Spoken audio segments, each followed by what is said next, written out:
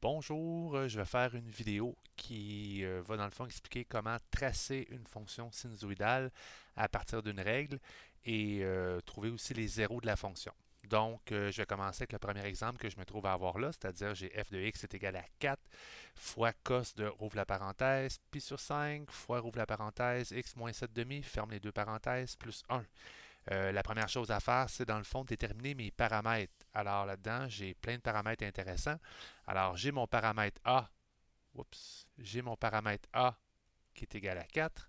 J'ai mon paramètre B ici qui se trouve à être à pi sur 5. J'ai le paramètre H donc qui se trouve à être 7 demi. Et j'ai le paramètre K qui se trouve à valoir 1. Ce que je peux trouver dès le départ, c'est la période. La période, on le sait, c'est 2pi divisé par le paramètre B. Puis là, je ne vais pas faire de club sandwich. Alors, au lieu de faire 2pi divisé par le paramètre B, ce que je vais faire 2pi multiplié par 1 sur B. C'est plus facile de le voir de même. Alors, dans mon cas à moi, je vais faire dans le fond 2pi multiplié par 1 sur pi sur 5. En fait, si je fais 1 sur pi sur 5, ben c'est comme si j'inversais pi sur 5, ce qui va me donner 5 sur pi. Les pi s'annulent, ce qui me donne 10. Donc, j'ai une période de 10. Fait que tout va bien. Alors, la première chose à faire, c'est de tracer l'axe d'inflexion. Puis prendre en considération aussi c'est quoi le maximum puis le minimum. Donc, je regarde mon problème ici. Mon axe d'inflexion va passer à 1. J'ai une amplitude de 4, donc je vais avoir un maximum de 5 parce que 1 plus 4 donne 5 et je vais avoir un minimum de moins 3. Donc, je vais me faire des lignes, mettons en jaune ou en orange, là, quelque chose qui est quand même assez pâle en jaune. Donc, je fais une ligne qui représente mon paramètre K ici, qui passe à 1 pour pas qu'on la voie trop, là, pour pas qu'elle nous dérange. J'ai un maximum donc 4 unités plus hautes, c'est-à-dire à 5 et un minimum 4 unités plus basses, c'est-à-dire à négatif 3. Donc, je vais juste prendre en note, écrire d'une couleur différente mon maximum ici. Donc, le max, c'est égal à 5. Mon K vaut 1 et le minimum est égal à moins 3. Donc, je suppose que j'ai gradué l'axe des Y avec des bonds de 1 juste pour que ça soit joli. L'autre point important par la suite, c'est de graduer l'axe des X. Donc, pour graduer l'axe des X, bon, il n'y a pas vraiment de science infuse, là. Moi, ce que je fais généralement, c'est que je prends la période, puis je la divise en 4 parties égales. Puis si ça fonctionne pas trop, ben là, après ça, j'essaie de subdiviser davantage.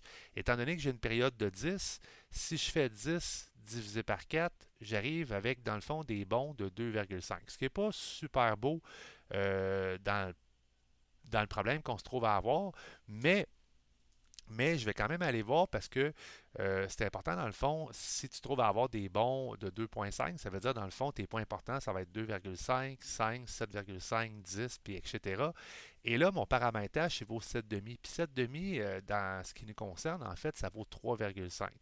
Donc, si je fais des bons de 2,5, je vais passer un peu à côté de mon paramétrage, puis là, ça va être comme un peu imprécis. Donc, la meilleure solution, je préfère des bons de 1, mais je vais vraiment faire des bons de 1 en fait, mais à toutes les deux cases. Ça va me permettre d'aller chercher dans le fond mes virgule 5. Parce que, je répète que si je fais des bons de 2,5, ben mon 3,5 ne rentre pas, là, ça va arriver comme pas précis. Fait que moi, je préfère dire que deux cases, ici, ça vaut 1. Donc en réalité, je fais des bons de 0,5. Alors, ça se trouve à être 2, 3, 4, 5, 6, 7, 8, 9, 10. Je ne suis pas obligé de graduer partout, là. Je ne veux pas non plus avoir des chiffres n'importe où. Et là, la partie importante, c'est d'aller placer mon point de départ. Mon point de départ, en fait, mon HK. Qu'est-ce que c'est dans le fond mon HK? Ben, ça se trouve à être 7,5 ou si tu préfères 3,5,1. Alors techniquement, si j'avais une fonction sinus, je le placerais ici. Mais la fonction sinus, on le sait, c'est une fonction, dans le fond, dont son point de départ se trouve à être sur l'axe d'inflexion. Mais là, on a affaire à une fonction cosinus. Alors, je ne le placerai pas à l'endroit que je l'ai indiqué, je vais plutôt le placer au maximum. Une fonction cosinus, son point de départ, c'est toujours au maximum. Donc, à 3,5, qui est ici, le point 3,5, quand x vaut 3,5, je suis à mon maximum. Ça signifie dans le fond qu'à 13,5, donc 10 unités plus loin, je vais être encore à mon maximum. Donc, je n'ai pas gradué assez grand pour les X. C'est pas super grave parce qu'une période, ça se sépare en 4 temps. Donc, ce que je vais faire, c'est que je me dis, OK, à 3,5, je suis à mon maximum. Alors, un temps plus loin, donc un quart de période plus loin, je vais revenir sur l'axe d'inflexion. Donc, 3,5 plus 2,5, j'arrive donc à 6. Donc, 3, 4, 5, 6. Je vais arriver avec un point qui va être ici. Donc 6 plus 2,5, je vais arriver à 8,5 à mon minimum. Et 8,5, je vais arriver à 11 pour mon point de retour sur l'axe d'inflexion. Puis là, j'ai fait une petite erreur, là, je m'en rends compte. J'aurais dû placer ce point-là ici. Donc, bon, je ne ferai pas de remontage, là, fait que c'est ça. Donc, j'avais dit 8,5 et 8,5, 10,5, 11. Donc, 11, je reviens sur l'axe d'inflexion. Donc, l'idée, c'est que c'est symétrique. Et 3,5 moins 2,5, ben, j'arrive à 1 ici. Alors, donc, ma courbe, si je la trace du mieux que je suis capable, devrait ressembler à peu près à ce que je suis en train de tracer. Il faut savoir que je travaille avec une tablette graphique, fait que c'est pas super évident. Alors, je remonte de cette façon-là. Et ici, ben, je pourrais dans le fond calculer pour le négatif, c'est pour m'aider. Donc, moins 1,5, ici, ce serait mon négatif. Donc, la courbe devrait ressembler à ça. Alors, j'ai tracé la courbe, ce qui me permet maintenant de savoir, j'ai des zéros. Donc, moi, ce qui va m'intéresser là-dedans, mettons, ça va être de trouver les deux premiers zéros. Alors, les deux premiers zéros qui se trouvent à être ici, on le voit bien, et ici. Donc, les zéros, je vais l'appeler dans le fond le 0A, puis lui, je vais l'appeler le 0B. Pourquoi je les nomme comme ça? Ben, parce que dans le fond, ça se trouve être des zéros qui ne sont pas synchronisés entre eux. Quand je parle de zéros synchronisés, c'est-à-dire que c'est des zéros qui seraient à toutes les périodes ou à toutes les demi-périodes. Ce qui n'est pas le cas parce qu'à toutes les périodes, ce serait dans le fond à tous les maximums ou tous les minimums. Puis à tous les demi-périodes, ce serait dans le fond des zéros qui se trouveraient à être sur l'axe d'inflexion. Dans le cas où je n'aurais pas de paramètre K, par exemple. Donc, dans le cas qui nous intéresse, j'ai un paramètre K. Alors, je suis pogné avec ça. Fait que ce que je vais faire, c'est que je vais trouver mon 0A. Et je vais m'aider un peu avec le cercle trigonométrique si j'en ai vraiment besoin. Donc, pour les besoins de la cause, pour avoir de la place, je vais déplacer mon graphique que j'ai absolument bien fait un petit peu vers le haut. Donc, ça va me laisser de la place pour bien tracer. Donc, je vais tout remettre mes lignes comme il faut pour pas trop bousiller mes affaires. Donc, ça, c'est pas super. Alors, j'ai mon graphique. Je vois quand même bien mes zéros. Puis c'est toujours... oups! Là, j'ai oublié de... J'ai pas fait la translation finalement de l'axe des X. Fait que je vais recommencer à bien le faire. Donc, là, tout bouge. Là, je suis bien content. Mettons, comme ça. De toute façon, tout va bien. Donc, j'estime à l'œil que je vais avoir un zéro dans le cas qui nous intéresse. Donc, à peu près de 0,5. Puis, je vais en avoir un deuxième à peu près à 4, 5, 6, 6,5 à peu près. Donc, c'est ce que j'estime. C'est toujours important de faire une estimation pour savoir un peu sur quel pied danser. Donc, je remplace f de x par 0 dans l'équation ici qui m'intéresse. Donc, je vais me ramasser avec 0 est égal à 4 fois le cosinus de pi sur 5 fois parenthèse x moins 7 demi, ferme les deux parenthèses, plus 1. J'envoie mon 1 de l'autre côté et je divise par 4 aussi du fait même. Donc, je peux faire un 2 dans 1. Là, je me dis, si tu es rendu à faire un cours de maths SN de 5, tu es quand même capable de faire deux étapes en une. Alors, moins un quart est égal au cosinus. Il faut que je le fasse comme du monde quand même. De parenthèse, pi sur 5 fois parenthèse x moins 7 demi. Ferme les deux parenthèses. Et c'est là, dans le fond, que ça devient intéressant. Parce que j'ai deux façons un peu de réagir.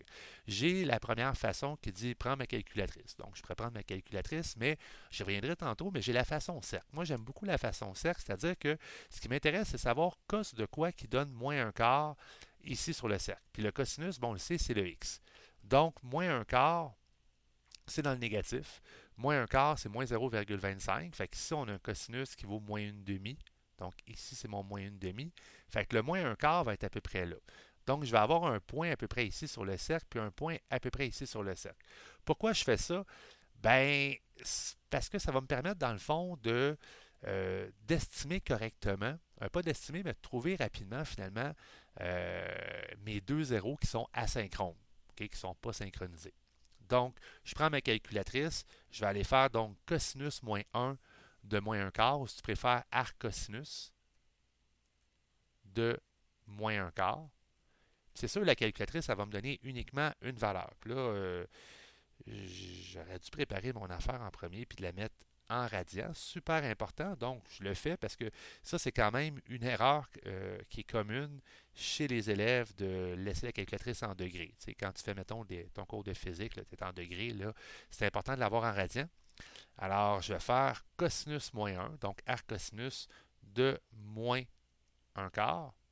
Et j'arrive ici à 1,82. 1,8235. Ça, visuellement, ça me donne en fait ce point-là ici.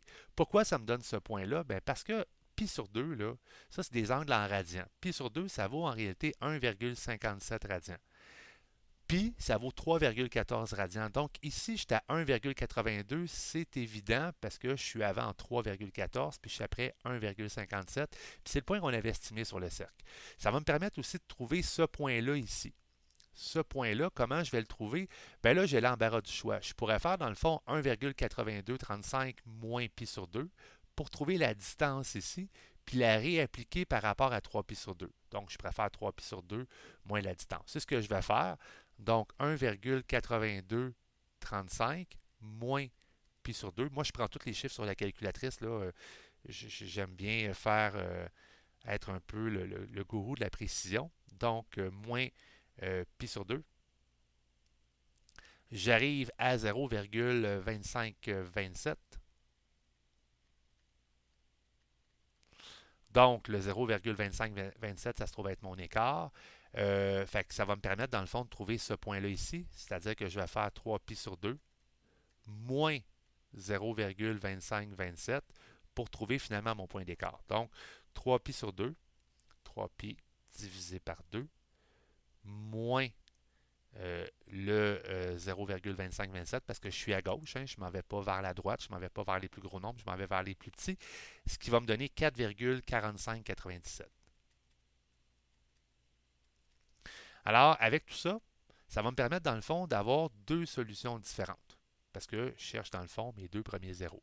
Alors, pour le premier zéro, je vais travailler sur le 1,8235. Donc, je vais avoir 1,8235 est égal à pi sur 5 fois parenthèse x moins 7 demi. Et pour le deuxième, ben, je vais plutôt avoir 4,4597 est égal à pi sur 5 fois x moins 7 demi. Alors, je résous la première équation. Donc, je vais faire la partie du haut. Là. Je vais la faire, mettons, en rouge. Fait que 1,8235 divisé par pi sur 5. Donc, 1,8235 divisé par pi sur 5. Et je fais la réponse plus 7 demi. Donc, plus 7 demi direct. Alors, plus 7 demi. J'arrive à 6,4. Donc, le x ici est égal à 6,4. Ce qui est quand même assez près de ce que j'avais estimé. Tantôt, on avait estimé à 6,5. Donc, 6,422. Je fais la même chose pour l'autre. Donc, le 4,4597 divisé par parenthèse pi sur 5. Ce qui me donne 7,0978 et je vais faire plus 7 demi. J'arrive à 10,5978, mais là, il faut comprendre que ce que j'ai trouvé, dans le fond, c'est cet autre zéro-là ici. Là. J'ai trouvé le troisième zéro, le 0A'. Mais moi, je veux trouver le 0A. OK? Fait que cette réponse-là, j'avais oublié de le marquer. Ça, c'était dans le fond mon 0B, mon deuxième zéro. Alors ici, quand j'ai résolu, je suis arrivé à 10,5978. Je vais faire moins 10, donc moins une période. Hein, et ça va me donner 0,5978 pour mon 0A. Et là, je viens de trouver mes deux zéros. J'ai terminé. ce qui conclut en fait mon exemple de cette vidéo qui explique en fait comment tracer et trouver les zéros d'une fonction sinusoïdale à partir du cercle trigonométrique. Juste une parenthèse là, avant de terminer, parce que là, je m'en allais conclure quand même assez rapidement. On aurait pu tout simplement, c'est ma petite parenthèse de la fin, on aurait pu tout simplement, dans le fond, au lieu de travailler sur le cercle ici à droite, alors j'aurais pu prendre cette solution-là et directement la calculer. Puis là, je me serais rendu compte, dans le fond, que j'aurais trouvé mon 0B. Fait que mon 0B aurait été tout de suite ma première réponse. Parce que le deuxième, il faut savoir qu'on l'a trouvé avec le cercle, celui-là ici. Hein. Ça, c'est ce qui a été trouvé avec le cercle. Mais ce qui a été trouvé dans le fond avec la calculatrice, le 6,4022, ben c'est mon 0B. C'est ça, c'était quand même, je veux dire, c'est l'algèbre. Hein, on est capable de le trouver. Alors, ce qu'on peut faire, c'est d'aller chercher notre sommet. Donc, si je vais chercher mon sommet ici, il est à 3,5. Je me dis la distance entre le sommet en X puis mon 0, ça va être la même que de l'autre côté. Donc, ce que je peux faire comme calcul, c'est tout simplement dire, OK, je vais faire 6,4022 moins 3,5 pour trouver l'écart. Donc, 6,4022 moins 3,5. Mon écart, c'est 2,9022. Et de faire par la suite 3,5 moins 2,9022 pour trouver finalement le sommet moins l'écart. Fait que si je fais 3,5 moins la réponse, ben, je vais arriver à mon 0A automatiquement. Donc, je vais arriver à 0,5978. Fait que c'est sûr que cette méthode-là va bien quand tu as un graphique, mais quand tu n'as pas de graphique de tracé, c'est peut-être plus facile de travailler avec le cercle. Donc là, ça conclut vraiment ma vidéo pour ce soir. À une prochaine fois. Au revoir.